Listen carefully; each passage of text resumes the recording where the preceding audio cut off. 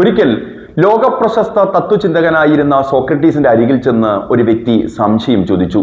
എന്താണ് ശരിയും തെറ്റും?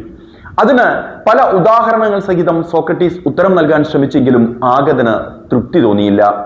അപ്പോൾ മുഖാമുഖമിരുന്ന ആ വ്യക്തിയോട് സോക്രട്ടീസ് ദൂരെ കാണുന്ന ഒരു കെട്ടിടത്തെ ചൂണ്ടിക്കാണിച്ചുകൊണ്ട് ചോദിച്ചു, ഇത് അങ്ങയുടെ ഏത് വശത്താണ്? അദ്ദേഹം അതിന് ഉത്തരമായി പറഞ്ഞു, തന്റെ വലതുവശത്താണ്.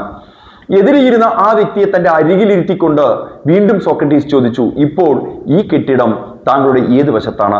അദ്ദേഹം അതിന് ഉത്തരം പറഞ്ഞു, ഇത് തന്റെ ഇടതുവശത്താണ്. ആദ്യം വലതുവശം എന്ന് പറഞ്ഞതും ഇപ്പോൾ ഇടതുവശം എന്ന് പറഞ്ഞതും താങ്കൾ തന്നെയാണ്.